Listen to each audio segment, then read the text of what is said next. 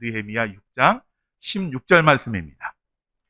우리의 모든 대적과 주위에 있는 이방 족속들이 이를 듣고 다 두려워하여 크게 낙담하였으니 그들이 우리 하나님께서 이 역사를 이루신 것을 알매니라. 아멘. 자리에 앉아 주십시오. 오늘은 느헤미야 6장 16절 말씀 가지고 하나님의 손이라는 제목으로 함께 말씀을 나누겠습니다. 우리가 2025년 전반기 트리티 성경 공부 때에 조금 전에 말씀드린 것처럼 구약 역사서 17권 가운데 14권은 이미 공부를 했고요. 이제 마지막 3권을 공부를 했습니다. 이 역사서는 구약 성경의 뼈대가 되는 그런 부분인데 에스라, 느헤미야, 에스더를 공부했습니다. 이 3권의 전체적인 그 내용은 이스라엘 백성들이 죄에 대한 징계를 받아 바벨론 제국에게 전 국토가 완전히 초토화됩니다. 이게 다 부서지고 무너지게 됩니다. 그리고 나라를 빼앗기고 바벨론 제국에 끌려가서 70년 동안 포로 생활을 하게 됩니다. 그리고 70년 후에 다시 예루살렘으로 돌아와서 무너진 예루살렘을 재건하는 그러한 이야기가 에스라와 느헤미야에 기록되어 있고, 그 다음에 에스더는 그때 귀환하지 않은 이스라엘 백성들, 페르시아 제국에 남았던 이스라엘 백성들에 대한 그러한 이야기입니다. 이스라엘이 바벨론 제국에게 농락을 당하고 완전히 파괴되고 바벨론 제국의 포로로 끌려갈 때만 해도 사람들이 보기에 이스라엘의 역사는 이제 끝났다라고 그렇게 생각할 정도였습니다. 그만큼 아주 끔찍하고 아주 혹독한 그러한 과정이었습니다. 비록 선지자들이 그 이전에 앞으로 너희가 대대는 하나님의 심판을 받고 하나님께 너희를 징계하셔서 바벨론 제국에 끌려가서 70년 포로 생활을 하고 돌아올 것이다 라고 예언을 이미 했습니다. 그런데 바벨론의 포로로 끌려가서 한 해, 두 해 점점 시간이 지나가다 보니까 선지자들이 했던 이야기는 사실이 아닌가 보다 라는 그런 생각, 그래서 그들이 가졌던 희망조차도 완전히 내려놓았던 바로 그러한 시기에 하나님께서 다시 시작을 하십니다. 즉 이스라엘의 역사라고 하는 것은 끝날 때까지 끝난 것이 아니었습니다. 하나님의 약속과 계획은 이스라엘 백성들이 그 70년 포로 생활을 할 때에도 계속 움직이고 있었습니다. 그래서 하나님은 마침내 남은 자들을 부르셔서 이스라엘을 회복하게 하시고 인류 구원의 계획을 계속해서 이어가도록 하셨던 것입니다. 이스라엘 백성들이 귀환하는 데 있어서 그리고 그들이 재건할 수 있었던 것은 전적인 하나님의 역사였습니다. 즉 에스라와 느헤미야와 에스더의 강조점은 하나님의 주권입니다. 즉 하나님께서 모든 역사를 계획하고 계시고 주관하고 계시고 진행하고 계시고 이루신다라고 하는 것을 이 구약 역사서 마지막 3권이 계속해서 증거를 하고 있는 것입니다. 이스라엘의 새로운 역사는 하나님께서 물꼬를 트셨습니다. 그래서 에스라서 1장 1절에 이렇게 말씀합니다. 우리 함께 읽겠습니다. 바사왕 고레스 원년에 여호와께서 예레미야의 입을 통하여 하신 말씀을 이루게 하시려고 바사왕 고레스의 마음을 감동시키심에. 아멘. 이스라엘 백성들의 귀환의 시작점이 언제냐 하면 신바벨론 제국을 무너뜨린 페르시아 제국의 고레스 왕부터 시작이 됩니다. 이 고레스 왕은 왕이 되자마자 이스라엘 백성들을 자기 나라로 돌려가도록 풀어줍니다. 그런데 왜 풀어주었느냐? 그것은 하나님께서 이 고레스의 마음을 감동시켜 주셨기 때문입니다. 이 감동시켰다라고 하는 말은 잠자던 사람을 깨웠다라고 하는 그런 의미입니다. 즉 하나님은 70년 동안 잠자는 듯한 그 역사를 고레스를 통해서 새롭게 일깨워 주셨던 것입니다. 그래서 하나님의 역사를 주관하신다라고 하는 사실을 바로 이 에스라 1장 1절에서 시작과 함께 증거를 하고 있는 것입니다. 사실 이스라엘 백성들이 예루살렘으로 돌아와서 예루살렘 성전과 성벽을 재건한다? 이게 사실은 현실적으로는 불가능한 이야기입니다. 여러분 한번 생각해 보십시오. 왜냐하면 당시 그 3차에 걸쳐서 이스라엘 백성들이 귀환을 했는데 첫 번째 귀환 인원이 49,897명이고요. 두 번째로 귀환한 사람들이 1,754명입니다. 그리고 세 번째 귀환한 사람들은 숫자도 안 나옵니다. 그러니까 아무리 많이 잡아봐야 10만 명이 넘지 않습니다. 그러니까 이 적은 인원이 와서 폐허가 된 이스라엘을 다시 재건한다? 이거는 현실적으로 쉽지 않은 것입니다. 뿐만 아니라 그들이 다시 와서 재건을 했지만 당시 상황은 여전히 페르시아라고 하는 제국의 통치하에 있었습니다. 그러니까 마음대로 할 수 있는 게 아니었습니다. 게다가 70년 동안 노예 생활을 했으니 그들이 가진 게 무엇이 있었겠습니까? 뭔가 가진 게 있어야 뭐 건축도 하고 뭘 하는데 아무것도 가진 것 없이 빈손으로 왔으니 그들이 어떻게 건축을 하겠습니까? 예를 들면 여러분 우리가 집을 하나 짓는다고 해도 얼마나 드나요 요새?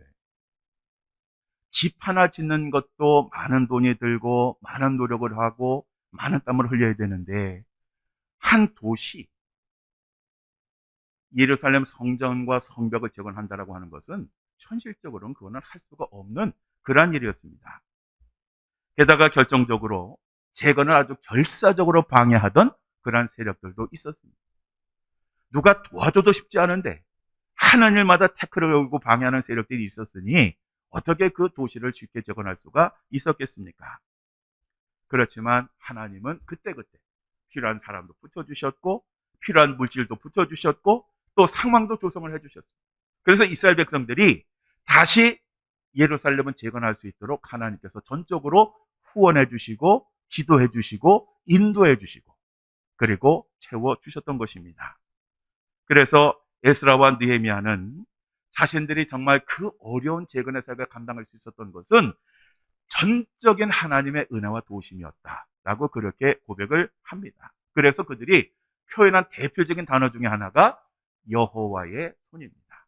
자, 이 여호와의 손과 관련된 성경 구조를 우리 계속해서 한번 읽어보겠습니다. 자, 계속 있습니다.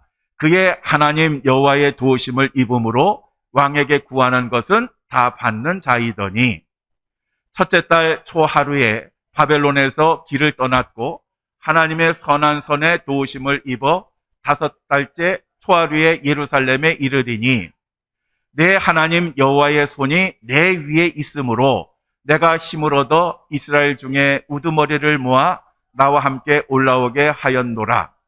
우리 하나님의 선한 손에 도우심을 입고 자, 이는 우리가 전에 왕에게 이르기를 우리 하나님의 손은 자기를 찾는 모든 자에게 선을 베푸시고 자기를 배반하는 모든 자에게는 권능과 진노를 내리신다 하였으므로 길에서 적군을 막고 우리를 도울 보병과 마병을 왕에게 구하기를 부끄러워하였습니다. 이들은 주께서 일찍이 큰 권능과 강한 손으로 구속하신 주의 종들이요 주의 백성이니라. 또 왕의 살림 감독 아삽에게 조서를 내리사 그가 성전에 속한 영문의 문과 성곽과 내가 들어갈 집을 위하여 들보로 쓸 제목을 내게 주게 하옵소서 하며 내 하나님의 선한 손이 나를 도우심으로 왕이 허락하고 마지막입니다. 또 그들에게 하나님의 선한 손이 나를 도우신 일과 왕이 내게 이른 말씀을 전하였더니 그들의 말이 일어나 건축하자 하고 모두 힘을 내어 이 선한 일을 하려 하며 아멘. 여러분 지금 성경 구절 몇 개 정도 읽으신 것 같으세요? 꽤 많이 읽었죠? 근데 이 에스라서는 10장으로 구성이 되어 있고요. 느헤미야는 13장입니다. 그러니까 다 합쳐서 23장인데 우리가 함께 읽은 것처럼 많은 구절에서 여호와의 손, 하나님의 손이 도우셨다. 하나님의 손이 우리를 인도해 주셨다라고 그렇게 고백을 하고 있습니다. 자, 그러면 이렇게 여호와의 손을 강조한 이유가 무엇일까요? 그것은 겉으로는 사람들이 한 것 같지만 사실은 하나님의 손이 도우셨기 때문에 개입하셨기 때문에 가능했다라고 하는 그러한 고백입니다. 에스라와 느헤미야는 이 사역을 감당하는 데 있어서 늘 하나님 앞에 기도하는 그러한 삶을 살았습니다. 그리고 하나님은 그들의 기도를 들으시고 응답하셔서 그들을 통해서 이 위대한 재건 사역을 이루도록 하셨습니다. 에스더서도 마찬가지입니다. 하만의 흉계로 이스라엘 민족 즉 페르시아 내에 귀환하지 않고 있었던 이스라엘 민족이 진멸할 위기에 이르게 되었습니다. 그때에 에스더가 어떻게 했습니까? 이스라엘 백성들에게 3일 동안, 사실 금식보다 단식에 물도 마시지 말고 먹지도 말고 3일 동안 나를 위해서 기도해다오. 내가 죽으면 죽으리라 라는 각오로 내가 전례를 어기고 왕에게 가서 이것을 이야기하겠다. 그래서 그렇게 3일 동안 금식 기도를 하고 아하수에로 왕에게 가서 그 상황을 완전히 바꾸게 되죠. 그래서 자기들을 진멸하려고 했던 그 하만을 죽이고 이스라엘 백성들을 구원하는 놀라운 일을 하게 됩니다. 바로 이때에도 에스더도 하나님 앞에 기도하며 그 일을 감당했던 것입니다. 그런데 놀라운 일은 하나님의 손으로 하나님의 백성들을 도우시는 것을 대적들도 알았고 주변의 이방 민족들도 알았습니다. 그래서 오늘 본문 느헤미야 6장 16절에 보면 이렇게 말을 합니다. 우리 다시 한번 읽겠습니다. 우리의 모든 대적과 주위에 있는 이방 족속들이 이를 듣고 다 두려워하여 크게 낙담하였으니 그들이 우리의 하나님께서 이 역사를 이루신 것을 알미니라. 아멘. 모든 대적들하고 이방의 족속들이 하나님께서 살아계셔서 하나님의 손으로 그 이스라엘 백성들을 도우시는 것을 직접 목격을 하니까 자기들은 하나님이 없잖아요. 그러니까 그 하나님이 두려울 수밖에 없었어요. 그리고 떨 수밖에 없었던 것입니다. 우리가 역사라고 하는 단어를 영어로 히스토리라고 하죠. 트리니티 매일 시작할 때마다 제가 말씀드리는데 히스토리는 두 개의 단어입니다. 히스와 스토리입니다. 히스라고 하는 것은 그의, 스토리는 이야기. 즉 역사란 뭐냐? 그것은 그분의 이야기, 하나님의 이야기를 의미하는 것입니다.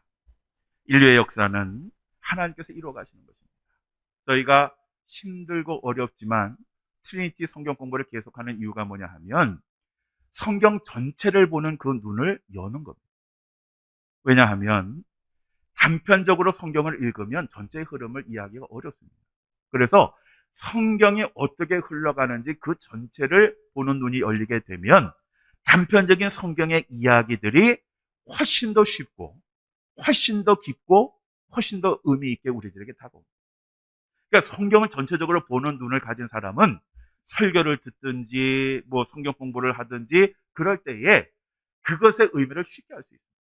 그런데 성경을 전체를 보는 눈이 없으면 알긴 압니다. 왜냐하면 들었으니까. 서당께서 3년인 풍요를 넘는데 열심히 성경은 이야기하죠. 그런데 정작 그 의미를 모르고 살 때가 얼마나 많은지 모릅니다. 그래서 우리가 성경 공부를 계속해야 되는 이유가 끊임없이 우리로 하여금 성경 전체를 볼 수 있는 그러한 능력을 얻게 하기 위함입니다. 여러분, 그 이영표라고 하는 그 선수가 예전에 고백한 영상인데 여러분 한번 잠깐 보시겠습니다. 저는 이영표 선수입니다. 이렇게 영상으로 만나 뵙게 돼서 반갑습니다. 제가 하나님을 처음 믿을 때 또 믿고 나서 아주 수없이 많은 질문들 그리고 또 의문들이 있었습니다. 그 중에 하나가 이런 것이 있었는데요. 제가 항상 풀리지 않는 것이 이런 것이었어요. 그것이 뭐냐면 만약에 하나님을 열심히 믿는 청년 2명이 있다. 열심히 기도하고 공부하고 교회에서 봉사하고 정말 열심히 이제 하는 친구가 둘이 있는데 한 명은 원하는 대학에 합격하고 한 명은 원하는 대학에 떨어졌어요. 이제 원하는 대학에 합격한 친구는 난 하나님의 은혜로 합격했어요 라고 하면 이제 큰 문제가 없어요. 그건 이제 문제가 안 되는데 똑같이 열심히 기도하고 나아갔음에도 불구하고 떨어진 원하는 대학에 합격하지 못한 그 한 명의 친구를 과연 우리가 어떻게 바라봐야 하는 것인가, 또 어떤 위로를 해줘야 되는 것인가 라는 것이 항상 저희는 의문이 있었습니다. 예를 들어서 합격한 친구는 하나님이 더 사랑하셨고 떨어진 친구는 하나님이 덜 사랑하셨나요? 혹은 또 떨어진 친구는 합격한 친구보다 기도를 덜 했던가요? 분명히 그런 것이 아닐 텐데 왜 누군가는 떨어지고 또 누군가는 합격하고 또 누군가는 어떤 성공의 기쁨을 맛보고 또 누군가는 실패할 수밖에 없는가? 또 우리는 그것을 같은 크리스찬으로서 어떻게 바라봐야 되는 것인가?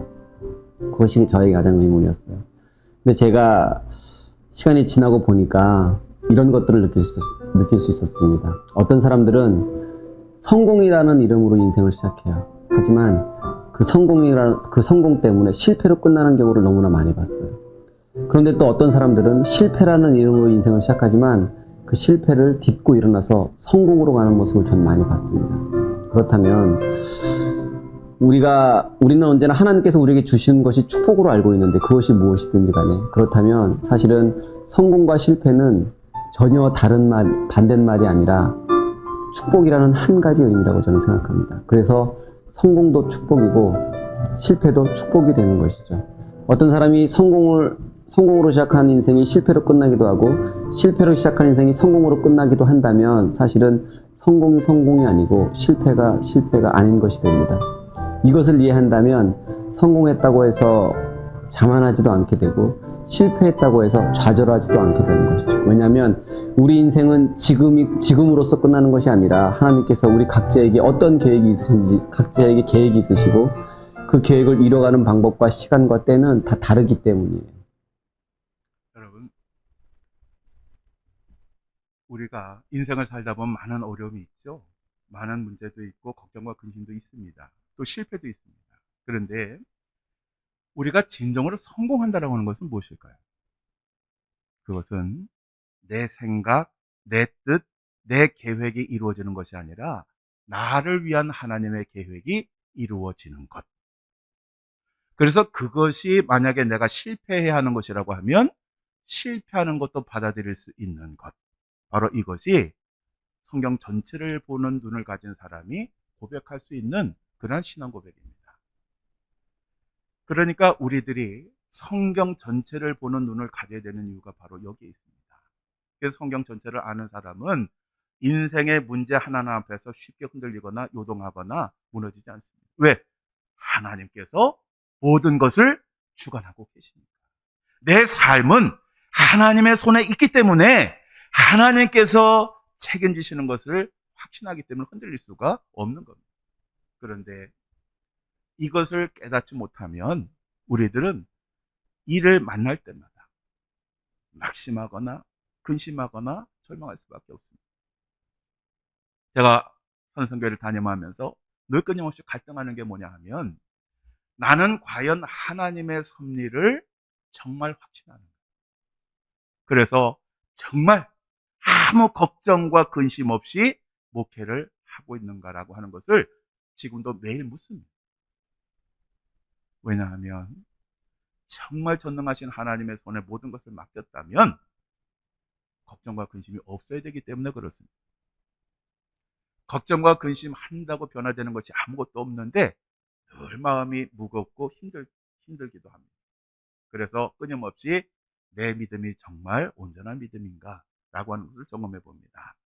사랑하는 성도 여러분, 우리 하나님은 전지전능하신 분이고 세상의 역사를 주관하시는 분이시고 인간의 생사화복을 섭리하시는 분이십니다. 여러분 믿으시죠? 그렇다면 우리가 어떻게 사는 것이 지혜로운 것일까요? 우리가 어떻게 살아야 전능하신 하나님의 손의 도우심을 늘 받으며 살 수가 있을까요? 세 가지입니다. 하나는 항상 하나님의 편에 서는 겁니다. 하나님을 내 편으로 끌이는 것이 아니라 내가 항상 하나님의 편, 즉 하나님의 뜻의 자리에 머물도록 간구하는 겁니다. 두 번째는 우리가 항상 하나님을 전적으로 바라보고 의지해야 되는 것입니다. 이게 쉽지 않습니다. 그래서 제가 조금 전에 말씀드린 것처럼 목사로서 끊임없이 갈등을 합니다. 그래서 성령의 도우심이 필요합니다. 성령이 나를 도와주셨어요. 내가 가지고 있는 걱정과 근심 다 하나님 앞에 내려놓고 맡기는 바로 그러한 역사가 있어야 우리가 복된 삶을 살 수가 있습니다. 그리고 마지막으로 기도하는 삶을 사는 겁니다. 하나님의 능력은 기도를 통해서 우리들에게 주어집니다. 구약의 역사서가 바로 이러한 간증을 하고 있습니다. 그러므로 우리들은 항상 기도를 해야 되고 어떠한 문제라 할지라도 하나님 앞에 내려놓고 부르짖어 간구해야 합니다. 여러분 모두는 바로 이러한 전능하신 하나님의 손에 붙들림 받은 그러한 성도들이 되셔서 여러분들은 하나님께 여러분의 삶을 얼마나 복되게 하시고 얼마나 놀랍게 인도하셔서 마침내 천국에 이르도록 하시는지 바로 그 역사를 이루는 주인공들이 다 되시기를 주님의 이름으로 간절히 축원합니다. 기도하시겠습니다.